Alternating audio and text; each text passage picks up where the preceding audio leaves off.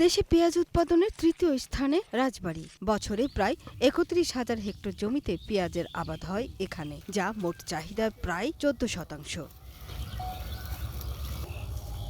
কিন্তু অসময়ে বৃষ্টিতে প্রায় ২,০০০ হেক্টর জমিতে সৃষ্টি হয়েছে জলাবদ্ধতা। এতে বিপাকে পড়েছেন চাষিরা।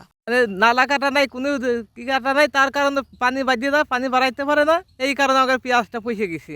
দেখা গেল পেঁয়াজ আটু পানি, তারপর একদিন পরে জোরে পায় নাই, তার একদিন পরে হয়তো উঠেছে, 2 দিন পরে উঠেছে, সম্পূর্ণ পিসটা একবারে পয়সে গোবর হয়ে গেছে। পানি জমে ইতিমধ্যে অনেক পেঁয়াজ পচে গেছে।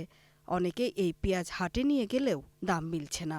এক মনের দাম উঠছে সর্বোচ্চ ২০০ টাকা। হাটে নিয়ে বিক্রি করতে নিয়ে যাওয়ার পরেও বিক্রি করতে পারে নাই, ফিরে নিয়ে এসছে। এর জন্য আমাদের এই অঞ্চলে কৃষকের পেঁয়াজের জন্য প্রচণ্ড ক্ষতির সম্ভাবনা দেখা যাচ্ছে। হাটে নিতেছে, ফেরত নিয়ে আসতেছি, 200 টাকা মন কয় না, তাও নেয় না। সমস্যা আমলে নিয়ে দ্রুত পানি নিষ্কাশনে ব্যবস্থা নেওয়ার আশ্বাস দিলেন কৃষি কর্মকর্তা। কৃষক কিছু পেঁয়াজ তুলতে পারলেও একেবারে যেগুলো নিমজ্জিত হয়েছে, পানি কাদা হয়ে গেছে, ওই পেঁয়াজগুলো কৃষক তুলতে পারতেছে না। তুললেও ওই পেঁয়াজগুলো আসলে পচে যাওয়ার কথা।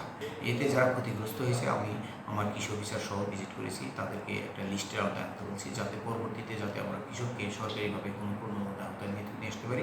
দীর্ঘদিন ধরে জমে থাকা পানিতে পেঁয়াজ পচে যাওয়ার শঙ্কা বাড়ছে দিন দিন। জ্বালানি সংকট সহ নানা কারণে এবার উৎপাদন খরচও কয়েক গুণ বেড়েছে।